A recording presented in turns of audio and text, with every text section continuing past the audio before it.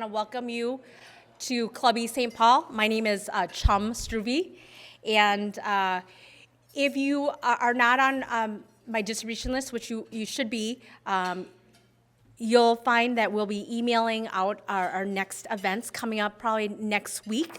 We're on summer break right now in July and August, but we have one event left, and that's August 28th at the Minneapolis Club, and Rick Brimacombe is the host of that, and that's with Club E and Upsize Magazine, and that's the right stuff. Is that correct?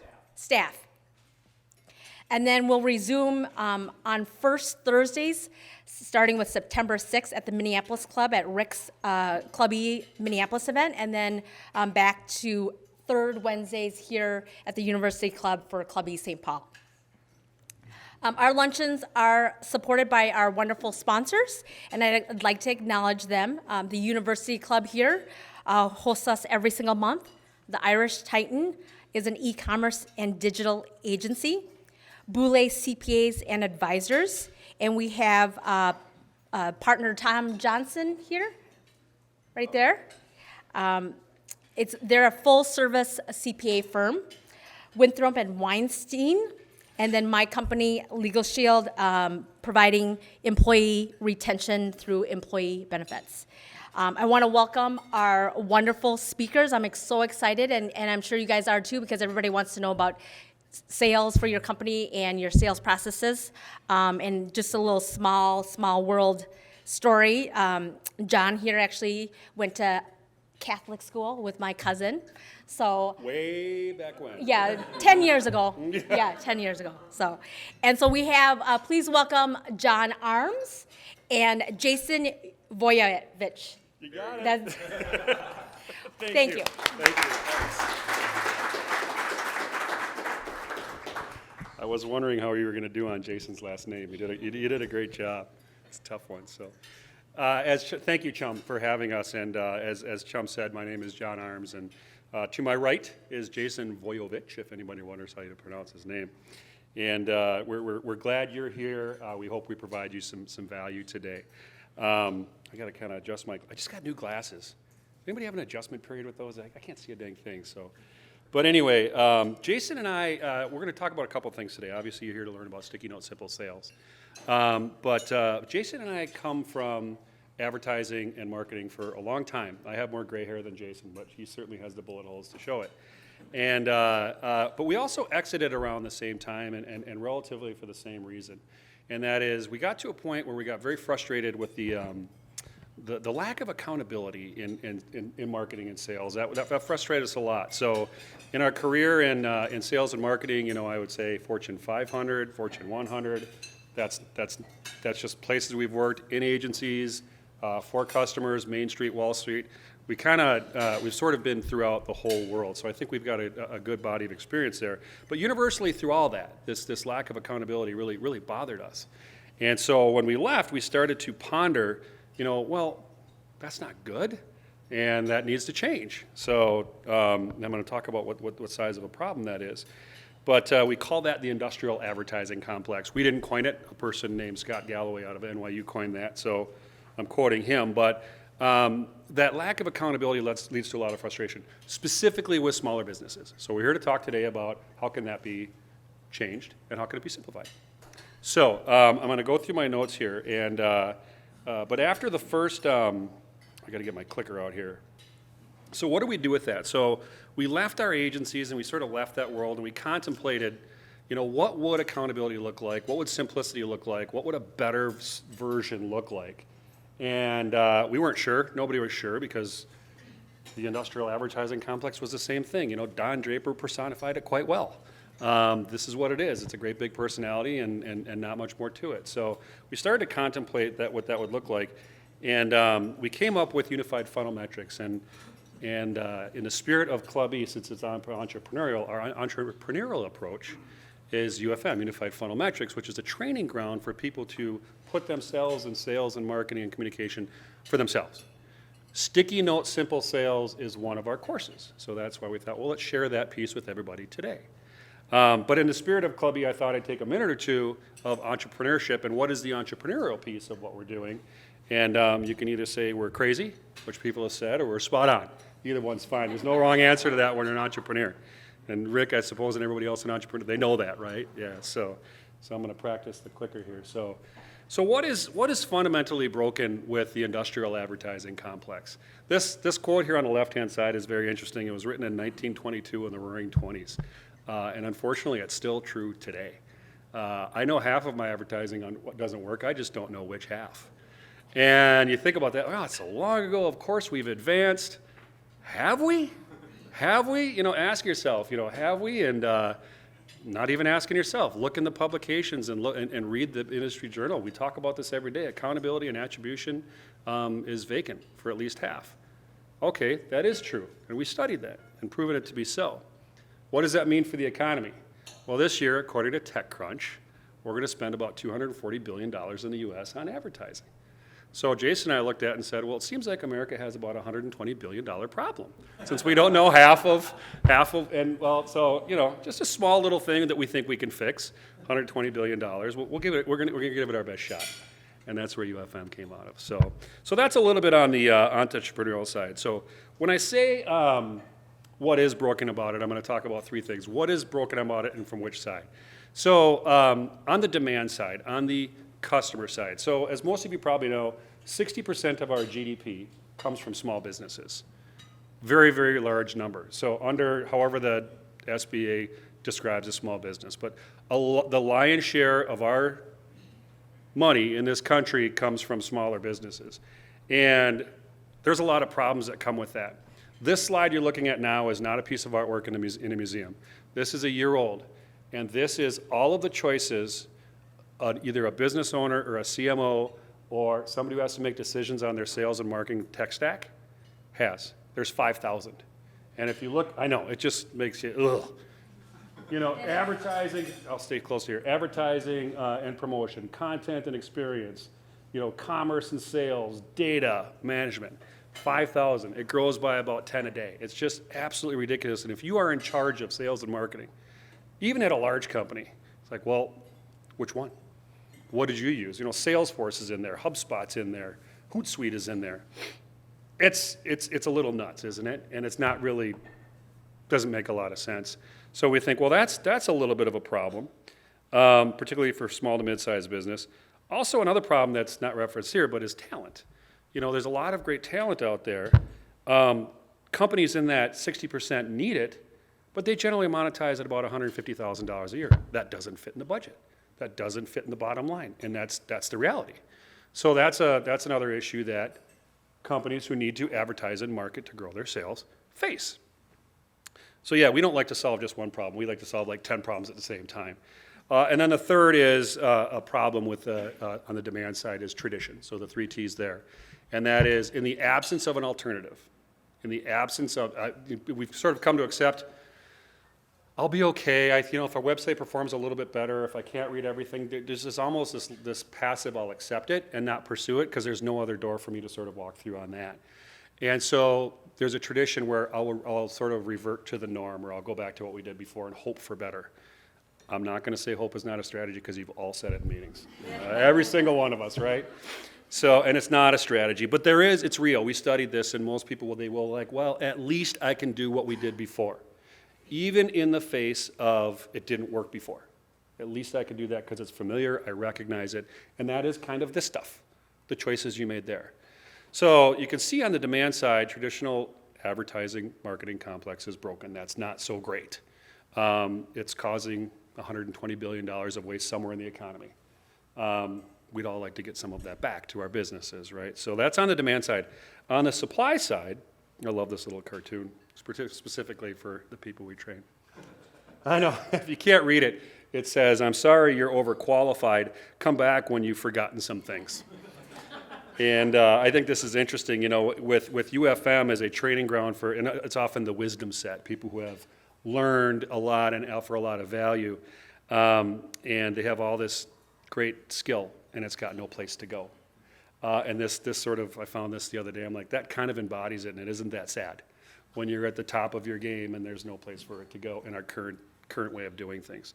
So we wanted to take that What does that look like for, when we say supply, we're talking about marketing talent. So if you've been at a company for, it used to be, who was it? We were talking about this earlier. Get a job, you can work there for 30 years, you're gonna get the pension. It's fantastic. That was how advertising worked for years, and that's kind of what everybody banked on. What's happening, of course, is that's not happening.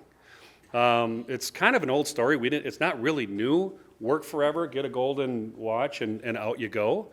And you've got no equity. You're not really in control if you're going to get laid off. Ageism is very, very real, especially with a large booming population. It's very, very real. And layoffs are becoming more and more common. Another big thing is for the supply side is those replacement jobs are very, very scarce. So if you were working somewhere making $150,000, $200,000 as a CMO at a large company, and I'm not picking on anybody, I love all big and small companies, but let's say it's a big one like a 3M, and you were making that there, you're not going to make that at ABC Distribution and Supply. Though that math doesn't work, and that job you had is no longer. So these are the realities in the marketplace on the supply side that create a little bit of an issue. So that is what's broken about the traditional advertising complex. That is what we're trying to solve with UFM. Okay, so it's a two-part solution that we've developed, and we're doing right now.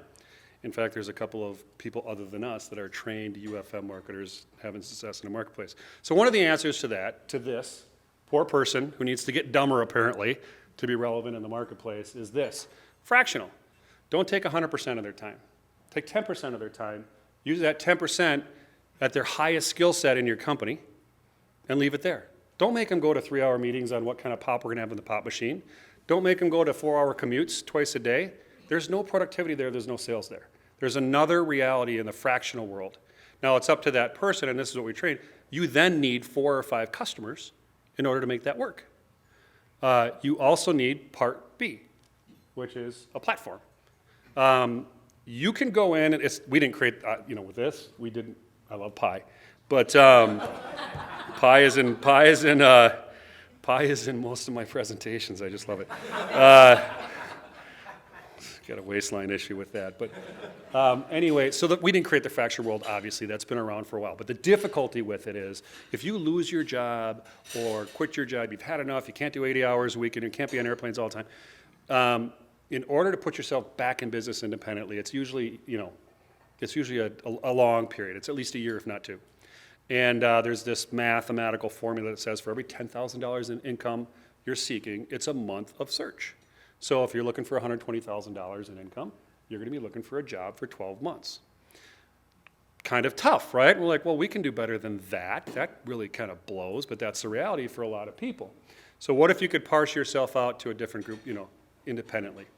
2 years, again, but that same math applies. If you're going to start from scratch, it's tough. It's going to take a long time. You got a long learning curve. You've got no real system, or you have to create one.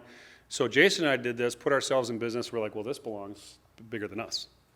And so that we created the UFM platform. And I swear to God, we don't work for 3M, by the way. The sticky notes everywhere, we're not, but we certainly use them because they represent simplicity. So you also have to have a platform. So there's sort of 2 parts to fixing the glitch. One is, what does a fractional world look like, and how can we empower that? And then what is an operating system? So there's a lot of, raise your hand if you're an EOS implementer or if you've used EOS. So almost a third or a fourth of the room, and as of course Roger would say, it should be 100% of hands up, right, as an implementer. But, that's a great platform to go forward, and there's a lot of things that's already putting you, what we would say, you're already on the 50-yard line of improving things in your company. That doesn't exist for the fractional world. It doesn't exist, so we decided to create it. And we thought with $120 billion in waste, there's enough opportunity for us to get in there. So we created a platform, and that's what you see here. There is no system where a fractional marketer and company, work together. So we created it, and we thought, well, this thing has to be simple, because they're not going to go out if they're going to have that job from, let's say, they're going to move from a big company like Toro to a big company like General Mills. That's not us. That's not what we're talking about here. We're talking about putting yourself in business. That's different. And so when we thought about the platform, we thought, well, what does the consumer journey look like? Let's start there. Let's make it about the customer and help our people understand what each of those gateways are. and they can go ahead and bring that forward to their customers. There's a platform. It's like EOS. It's probably, if you're an accountant, it's probably like, well, I should know what accountant certifications are, but I don't. But, there's a system. There it is. Why I couldn't come up with that, I don't know. I pay one every month.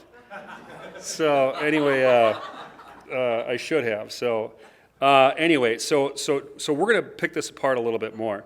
But, the whole idea here is rather than deliver all of yourself to one company, break yourself up into pies and deliver into pieces of a pie and deliver yourself to several companies, and use a platform like this.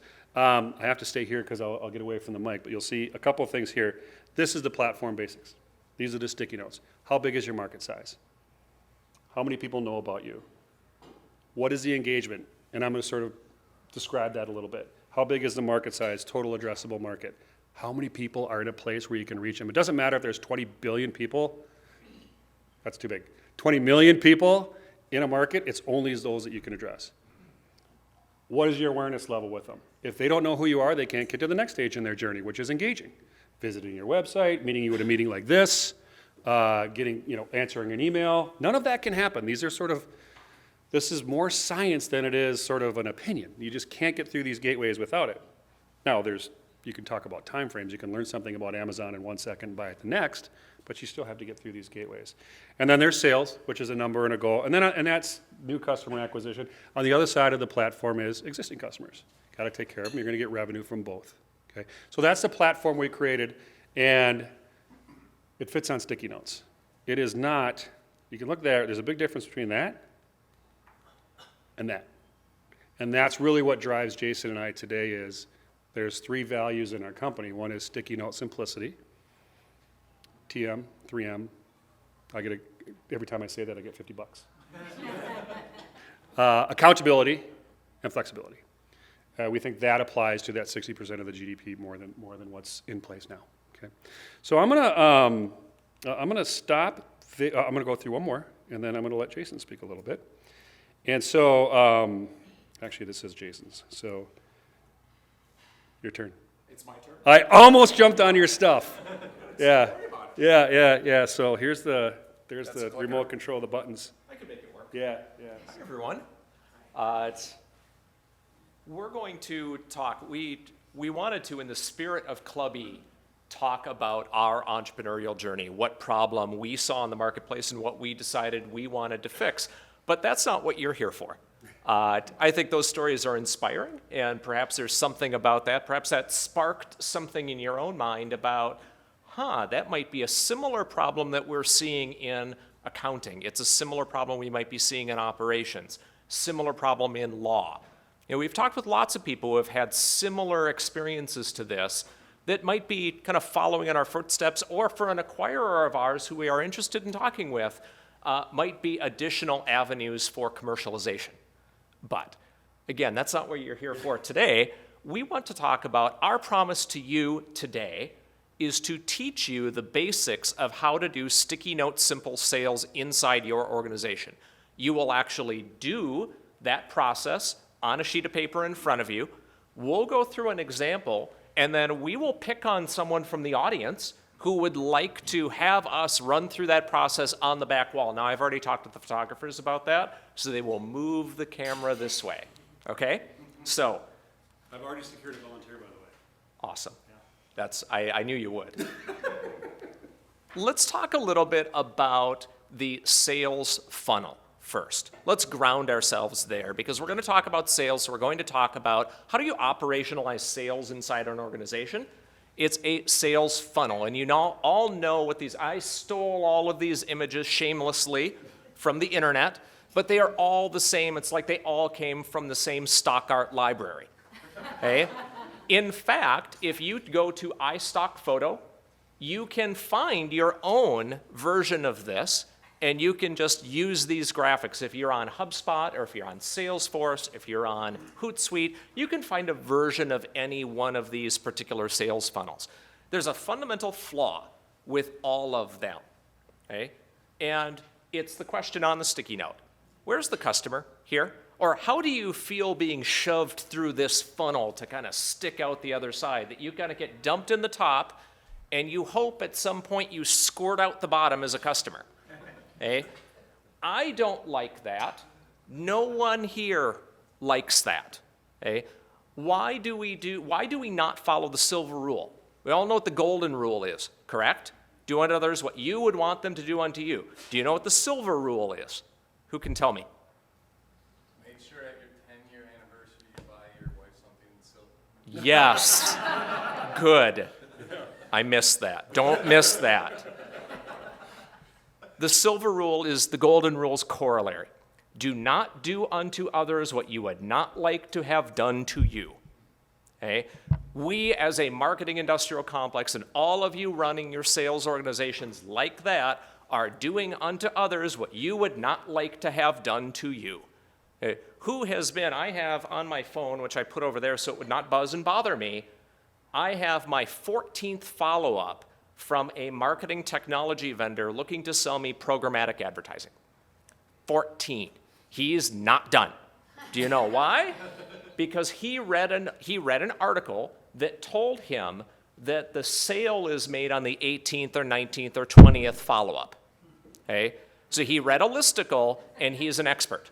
Okay? We need to stop doing this sort of thing. The customer is in here, and we need to treat the customer with respect if we want to improve our businesses. So how do we do that?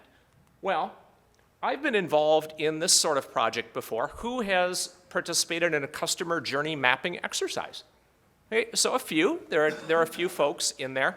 Absolutely excellent tool. I can tell you from implementing this 3 times that it generates an excellent 8-hour kind of collaborative discussion. There are a few follow-up meetings where we talk about that as an organization. We may even have the first of a couple weekly check-in meetings, and then it's gone.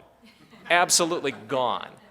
The reason it's gone is it's a wonderful exercise to help empathize and understand the customer, but is terrible from an operational perspective.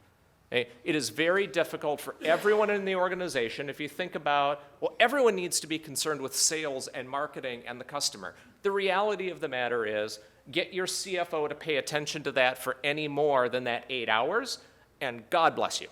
I think that is wonderful. The likelihood, though, is that it's not going to happen like we want. So we need some sort of a solution that helps us understand and take it from the perspective of the customer, but simplify it to the point where everyone can understand it and we can get to that point much, much more quickly. Okay? So we talked about this sort of model. John went through the basics of how a UFM, kind of a unified funnel metrics looks like. Now, we have a wonderful picture of a little kid with a bow tie. We've got other folks with bow ties in the audience. Raise your hand. Stand up so everyone can see you. Woo!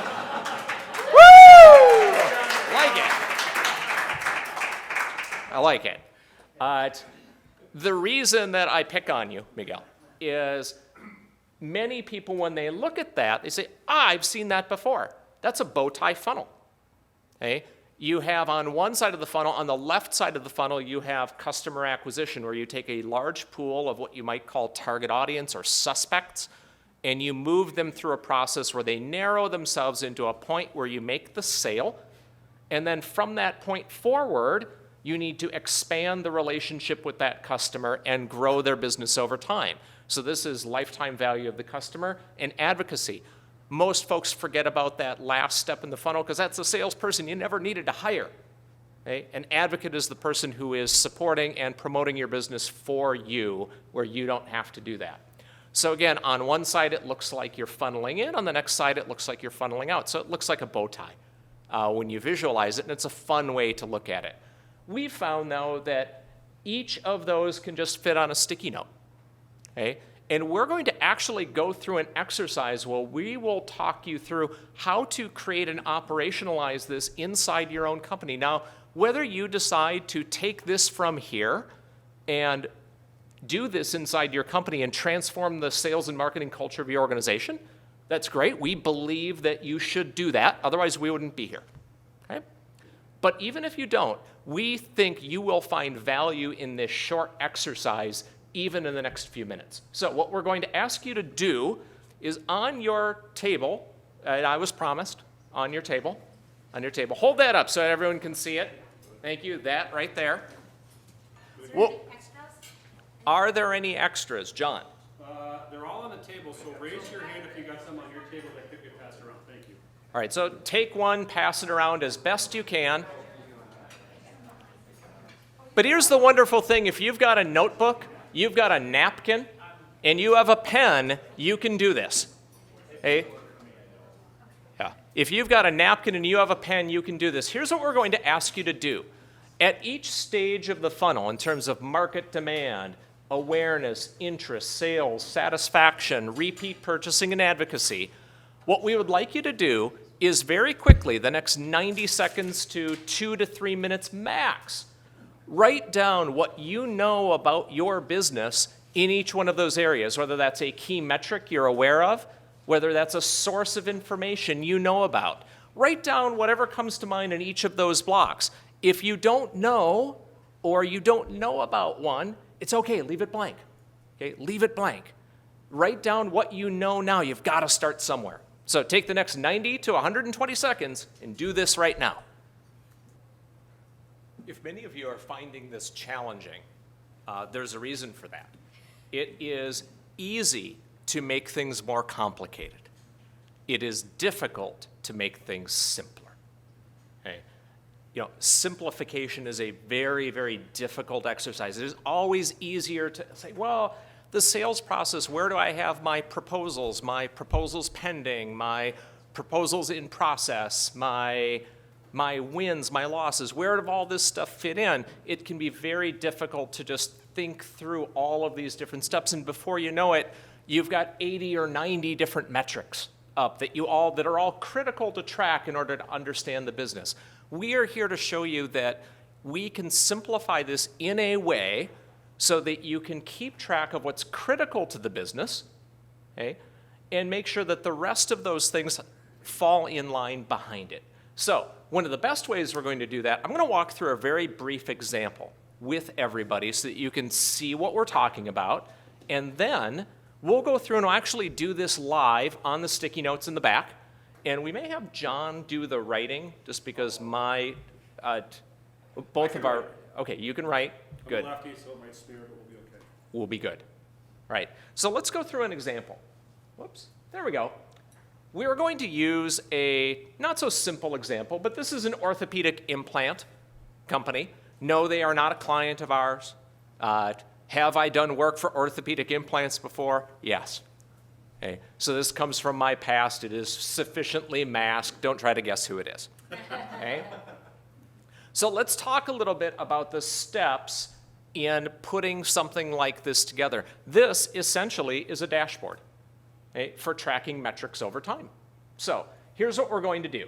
We're going to start from left to right, and I'm just going to walk you through really quickly what's in each one of these boxes. Okay? We are going to start at the bottom. We're going to start with the metric we want. Okay, what do we think we want to measure in each of those areas that will be useful to us?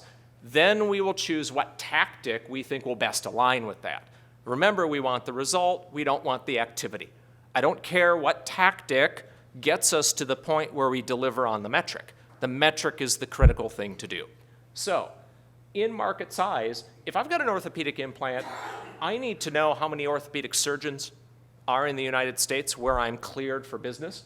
I want to know how many procedures are being done, and I'd sure like to know where are the hospitals where these particular procedures tend to cluster. Okay? Orthopedic processes, like most other medical procedures, tend to cluster in certain hospitals, where hospitals become known for heart, or they become known for treating different types of cancers. They tend to cluster. They are not evenly distributed. So I'd want to know a few of those things. Got it. Is if I don't know that, I have no idea what my sales target should be. Not a damned clue. How many people in here know what their available or addressable market is right now and can tell me? Okay, a few of you? Nice, very good. You might be the volunteer. Is he the volunteer? He's at the volunteer table, too. He is. I gotta say it in 30 seconds. So if you take one of those Got it. grid papers and you look at all the squares. Yes. And I started my business that way, and I drew a tiny little square, and I said, this is what I need in the Twin Cities market. Got it. I do business all over 48 states. Perfect. And you know how many there are? Literally, yeah. Perfect. That becomes, think about that for a second, that is the denominator, okay, in an equation. The numerator is how many do I have? What can I do with those two numbers? Market share. If I don't know that, who's going to buy my company? Nobody. No one cares. Okay, you've got to get to the point where you understand, if you don't have the denominator, the rest of the measures don't make a lot of sense. So let's move on. In awareness, I need to make sure that I'm reaching my target audience with enough frequency so that they understand who they are. 7x is a good rule of thumb, but sometimes you need to reach people more if you're in a crowded market environment. Okay, people need to know that this orthopedic implant exists, then not everybody needs to know. Okay, the key surgeons need to know that it exists because they're the ones making the decision. Now, we are not going to talk about consumer marketing and some of those things that you may do that, hey, ask your doctor about this new orthopedic implant. That's certainly another strategy. We're not going to cover that here for simplicity. Okay? When I want to generate interest from those surgeons, are they downloading my white paper? Are they taking a visit from a sales rep that I've got in front of them? Okay, I'd probably want to track those sort of metrics to generate who is interested. When I get to sales, I want to understand who are how many of the buyers am I acquiring? What is my market share and how is that growing? Especially the high influence types, the surgeons who are doing the vast number of the procedures. I want them more than the person that's doing one or two. Okay? And I also want to know, just of all the procedures done, how many implants do I have inside somebody at any given time? That's also important, by the way, from FDA traceability. Heads up, if you want to get into that business, you want to keep track of what's in people. That's a good idea, because it may need to come out. It's bad stuff, okay? Once I move, though, where most sales funnels stop is they stop right there. And they stop right at that point where I've made the sale, and salespeople, marketing people absolutely forget about it. And they throw the baton to people called account managers or customer service representatives or the admin assistant we got who's kind of entering orders. Big, big mistake. Where is most of the money made in a sales funnel? Okay? It's on the right, not on the left. Most of your profit is made on the right, not on the left. Okay? So people forget about this sort of thing. I have to know, hey, were there adverse effects? What were the initial satisfaction scores? Was the patient satisfied with the outcome? Was the surgeon satisfied with the process of the surgery itself? So, maybe in that, I'm going to do some, I'm going to get into the operating room, and we're getting into tactics. Okay? I also want to know for second purchase and repeats, how many of these surgeons are doing this again and again. That gives me a really good idea if a surgeon puts it in once and never does it again. That's a good indication that there might be a problem with the product that you may need to solve. Not everything's a sales and marketing problem. Sometimes you have a shitty product. Right? And then finally, at the end, how many of these surgeons are writing journal articles with you? How many are you allowing to write case histories? Because that's the salesperson you didn't need to hire. Okay? And from a medical, there are ethical rules around that. And that's what's kind of down there underneath is kind of, you've got to pay attention to HIPAA for patient privacy, kind of the medical ethics in marketing. I'm not actually going to go through all the tactics. Here's the reason I'm not going to do that. It doesn't matter what they are. Whatever tactic in marketing, in sales, and account management gets you to that metric and performs best against that metric is the one that you should do. Okay? How do you know? How do you measure? When do you measure? One of the biggest issues with metrics, especially in the different types of businesses, they are measured on the wrong cadence. Okay? If I'm going to be measuring, should I be measuring the number of procedures done per minute in the United States? Probably not. Okay? Wrong cadence. It's probably per week, per month, per year is a better metric. You've got to understand those little teeny numbers that are really hard to read, and I have good glasses, and I struggle sometimes, what's the right kind of cadence at each stage of the funnel? Otherwise, it's very difficult to know for two reasons. One, are my tactics and my metrics successful? Are they on the right track? That part's important. I may not know if I'm measuring the wrong time scale, but it also tells you from demand planning, a demand planning perspective, when can I expect revenue to begin coming into the organization? If I don't know on what time frame I need to build awareness, and we've had customers struggle with this. Okay, we started advertising on LinkedIn, and I'm not seeing the sales show up yet. Okay, no one knows who you are. We need time for that to build. It's not an infinite amount of time, but it is not 10 minutes. Okay, it does take longer than that, so you've got to be able to expect this. So what did we do here quickly? We've got an orthopedic implant.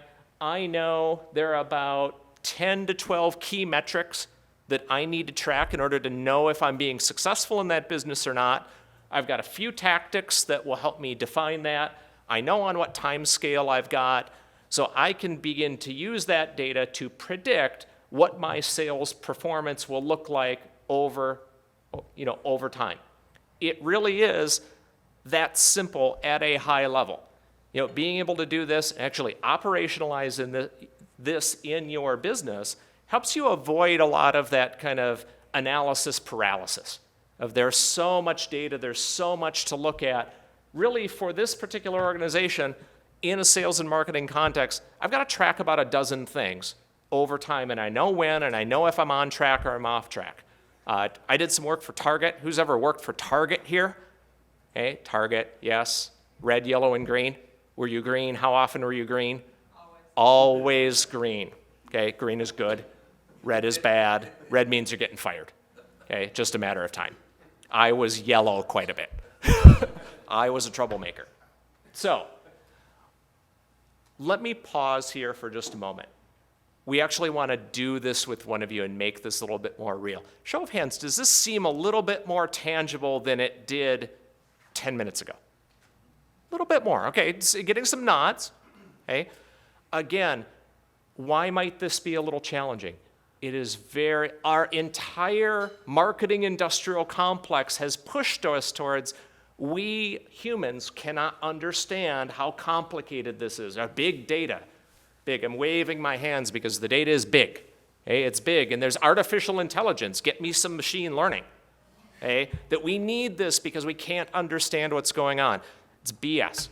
Okay, it really is this simple in order to get your business to that point where you can begin to understand and pull the right levers at the right time so that you're not forgetting something. One of the big things about big data is that big data tends to come in one really narrow spot. So you spend a lot of time in awareness and making sure people know about you, and you forget about encouraging repeat business.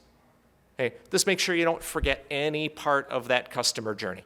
Okay, so we're going to stop. We're actually going to do this for one of you. You promised that you had a. And we've got about 5 minutes, so we'll have to go pretty quick. Okay. Did I talk too long? No, the lasagna was delicious. Yeah. I think maybe you talked too We long. have 5 more? Okay. Yeah, well, it's always me. I always talk too long. So, but I think I did too. Did you? Yeah. So, we have 5 minutes? Okay. So, I don't know if we want to try to do it in 5 minutes. It would be kind of tight, but let's. If you want to pick on me, I was just going to say, I was going to pick on you. And you're really kicking it over there. Yeah. So, okay. So that's okay. So let's make as much progress as we can. Yeah. Let's keep it simple. Let's talk through with you right now what we've got on each one of these. And let's focus in on what are the key things you believe you need to measure in each area, or the things you do measure right now. Okay. So I think in a year I can touch 500 companies. Okay. And I specialize more and more in software and technology, and there's about 2,000 I can count in the Midwest. So Got I it. can touch them all. So my approach is to just have this kind of 4-year journey of I have 4 years. I'll hopefully Got have it. 4 more years, and I can comb through them all slowly but surely. Because my belief is I can make an impression on 2 people a day that I reach out to. Got it. And then everything else has to come to me. So my math leads up to that. Perfect. So I've got here what you told me is you've got about 500 named accounts that you can identify and quantify and reach.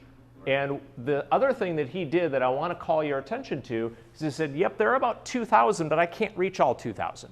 I can really reach 500. What should his sales target be based off? Not 2,000. A realistic sales target that makes sense is based off the 500.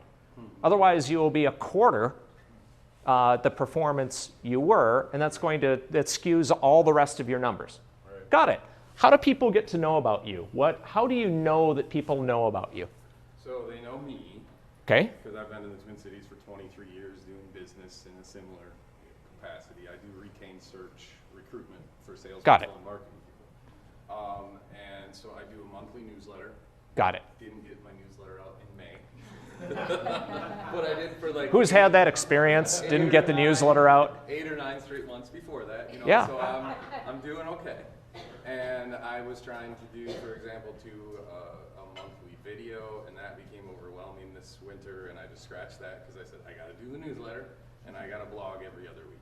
Okay, so you know here that you're reaching these folks, multiple times per month. Some number. So you can Hopefully, if they're open. yeah, you can track that number. That even if someone doesn't open your email, they saw it came from you. Yep. Okay? That's where we get into opening gets here.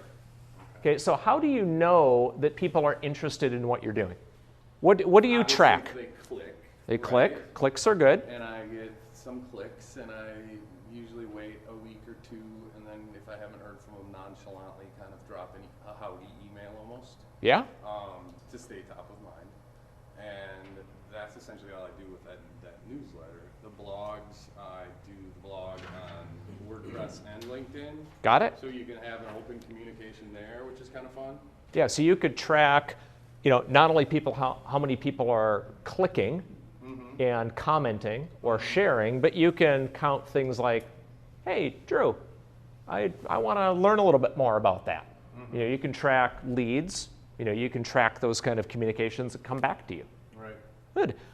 Talk to me about your sales process. You've got those 500 that you're looking for. All 500 created equal? Are you looking for This a is where certain it's level of conversion? fuzzy math, right? So I Okay. have 3 recruiters who work for me, so my job is to sell. Nobody can sell better than the owner of a business can Yeah. sell, and I've accepted I'm a salesperson, and that's my job. So I make those 2 outbound every day, reach out to 2 people and try to make an impression. What was the question? Yeah, the question here is what data are you tracking from a sales perspective that's meaningful for you? Is it So, conversions? Is it okay? And I really do 3 steps. Okay. I do here's the 500, here's the 125 I can reach this quarter. Got it. And then that's just in the pile. And then as you move down the pile, these are conversations I'm having with people. Perfect. And then at the bottom, these are the people that I've met with or shared pricing or what have you. Got it. And Perfect. so that gets into my hot spot of like, these are usually the 10 to 12 at the time that I need to do kind of that full quarter press. Got it. So do you track, okay, out of those 10 to 12, how many do you tend to convert into paying customers? I had someone 2 weeks ago that said, send me the invoice, and then they changed their mind. So it's again, Got it. back to, it's all in their court, And Got I it. do things on retainer, so it's easy after that to know who Exactly. the customer is. And then I flip the funnel the other way, and then it goes to... Yeah, the retainer sits all over here. Yeah. So how do you measure satisfaction with your service? How do you ask know? for a testimony. Ask, okay. Yeah. Yeah. If they give me one, I know I did well.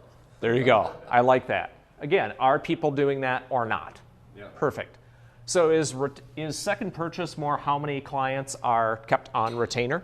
Or is retainer the only way you do business? Retainer on the recruiting side, at least, is the only way I do business, and this is my challenge. If I had an hour with you guys, I'd focus all my time there, because I work with small businesses, usually under 200 employees. Yeah. And if you fill a sales position really well, they're not going to come back to me for 3 Yep, years. you don't need a new one. With 3M, and I will bash 3M, but That's, I did it for you. we love 3M's products. I like their products. I hate dealing with large businesses because Yeah. it takes so long. So I picked a small audience, and therein Yeah. lies my long-term problem. Yeah. Well, this is the thing is when you take a look at what you talked about in kind of second purchase and kind of referral and advocacy is, in referral you certainly could track, when that person moved on to another, when you're contacted company A, moved to company B, did they hire you again? easy thing to If I have track. a testimonial, at least I feel like. Yeah, it feels like you back got and something. And Exactly. if I don't, and they were hard to work with, I don't call them ever again. If they were in the middle, I stay in touch with them like any, good client or prospect. Think about this, and what I'd like to call the rest of the room's attention to is in just about 5 minutes, we talked about, we got a set of 6 or 7 critical metrics that are going to mean success or failure for that business. Okay? Is it any more complicated than that? Really, at a level, it's not. Okay? And through those metrics and through talking about it, you're able to identify immediately, okay, there's a problem in here about repeat business. And it's either endemic in the type of business that I'm going after, it's either solvable or it's not. The numbers, this is where when John and I talk, John is the bearer of good news, I am the bearer of bad news. The bearer of bad news often is, I'm a numbers guy.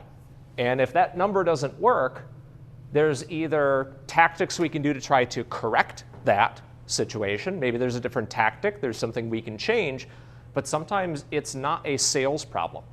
It's a targeting problem at the beginning. The numbers don't lie to you. Okay? There's a lot of wonderful stuff about sales and marketing in terms of the brand and the story, and we come from that world. We love that sort of thing. But honestly, the reason we created unified funnel metrics is that it's all about accountability. The accountability, this simple accountability will not mask if you have a strategic problem. It won't mask if you're just not getting a lot of repeat business and most of the revenue potential's out here, is there a different way that we can target, create a new funnel that will lead to more potential for repeat business? Or just start placing bad salespeople, right? And then I'll have all kinds of. That's what we call a product innovation. Exactly. So, yeah, right, exactly. Ooh, yeah, we don't want that. So we did take about 5 minutes on that. So there's 3 things I hope this was valuable, but there's a couple of things that I think is really worth observing here. And I would ask you to do this, is obviously take the worksheet home, but we've never met Drew, I swear to God. So we didn't have a pre-discussion on this. In 5 minutes, and at the beginning when we asked, how many of you felt like you knew these lanes? Not very many hands went up. In a 5-minute conversation, we filled 80% of that with more than he had in a 5-minute conversation. And that's the important point. What UFM is and what Sticky Note Sales is, it's a communication tool. It's a way for us to have a discussion about the things that are relevant to sales and marketing and growth and revenue. It's not a software. It's a communication tool. And how many times has it been said? The biggest problems in business, come on, Roger, communication. It's one of the biggest things. Sometimes we need tools for that. So, one, I would literally ask you, I would love to say, here, buy our software. It's in my pocket. It's $10,000. Get some sticky notes. Take that thing back. Try this. A couple things you'll have to resist. This will happen. You'll start going into maybe the tactical side. Somebody will say, yeah, we kind of got our 500 number. That's how many people and impressions. We do emails and videos, and I think we got about 125. And then someone's going to say, what are we about? What's our brand? What do we stand for? Let's have a 7-day meeting off-site for $5,000. And meanwhile, the sales guys are like, I don't earn any money doing that. We don't earn any money. That's going to put us upside down. Resist those temptations. Because they will, I'm not saying they're not important, but like everything else on here, there's a time and a place for them. And the more time you are spending on your internal, it's bad to call that navel staring because it's important. But the more time you spend on that, that's the less time you're out in the field. And as part of the 60% of our economy that needs to be in the field selling, you need to be in the field selling. And and I'll end with this. The Marines have a great saying, 80% is good enough to go to war. You can go, if you're not completely sure that if Futura Extra Bold Italic should be on your business card and in your promotions, go to battle. Don't talk about it for 3 hours. And honest to God, the designers in the room will really appreciate it. They don't want to spend any more time on that than you. They brought their skills in. So go to battle with 80%. Lean into sales and marketing. Lean into the simplicity. Lean into the things that absorb your time away from it. Lean away from the industrial advertising complex. So Thank you. Wonderful.